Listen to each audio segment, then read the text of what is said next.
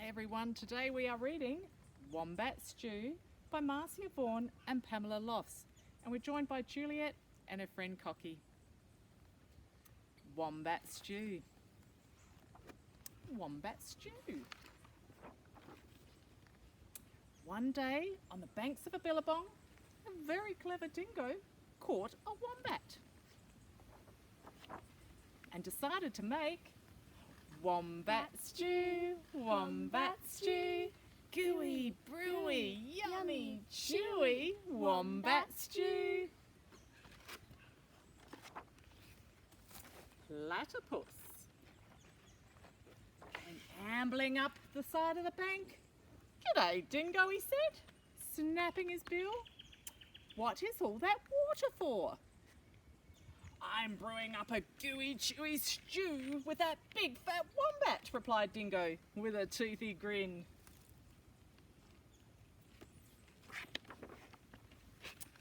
"If you ask me," said Platypus, "the best thing for gooey stew are big blobs of billabong mud."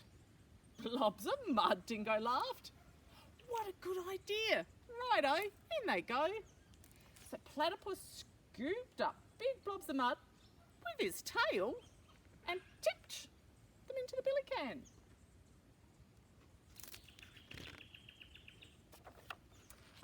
Around the bubbling billy, Dingo danced and sang, "Wombat stew,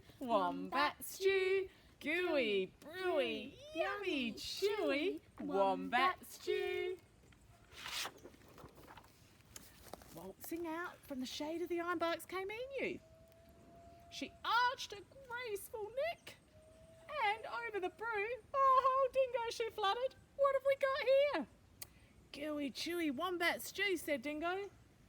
If only it were a bit more chewy. But don't worry, a few feathers will set that right." "Feathers?" the Dingo smiled.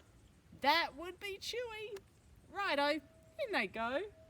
So into the gooey brew, Emu dropped her fine feathers. Around and around the bubbling billy, Dingo danced and sang, "Wombat stew, crunchy munchy for my lunchy, wombat stew." Old Blue Tongue the lizard came sliding off his sun-soaked stone. "Silly Dingo," he hissed, "there are no flies in the stew. Can't be wombat stew without crunchy flies in it." And he stuck out his bright blue tongue. "There's a lot to be said for flies," agreed Dingo, rubbing his paws together. Righto, in they go. So Lizard snapped 100 flies from the air with his long blue tongue and flipped them into the gooey chewy stew. Around and around the bubbling billy, Dingo danced and sang, "Wombat stew, crunchy munchy for my lunchy, wombat stew." Up through the red dust popped a echidna. "Wait a bit, not so fast," he bristled, shaking the red dust from his quills. "Now I've been listening to this advice, and take it from me, for a munchy stew you need slugs and bugs and creepy crawlies." Dingo wagged his tail. "I should have thought of that. Righto, in they go." So Echidna dug up all sorts of creepy crawlies and dropped them in to the gooey, chewy, crunchy stew. The very clever Dingo stirred and stirred, all the while singing, "Wombat stew, hot and spicy, oh so nicey, wombat stew." Just then, sleepy-eyed Koala climbed down the scribbly gum tree. "Look here," he yawned, "hey, bushcook knows, you can't make a spicy stew without gum nuts." Leave it to a koala to think of gum nuts. Dingo laughed, and he licked his whiskers. Righto, in they go. And into the gooey, chewy, crunchy, munchy stew, Koala shook lots of gum nuts. Aha! Cried Dingo. Now my stew is only missing one thing. What's that? Asked the animals.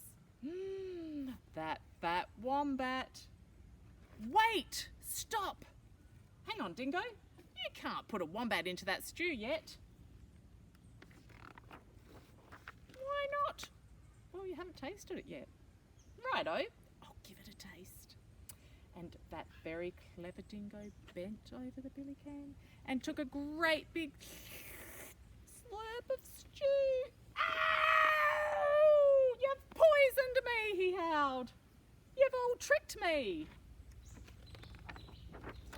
And he dashed away deep into the bush, never again to sing. Wombat stew, gooey, chewy, very yummy, brewy, wombat stew. And that's the end of our wonderful story.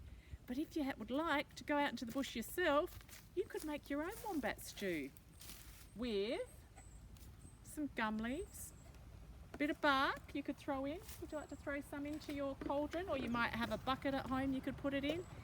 And you could even put in some gooey mud and feathers and anything you find to make some yummy wombat stew. Thank you for joining us today for our lovely wombat stew story. And thank you, Juliet and Cocky, for joining us. See ya. Welcome.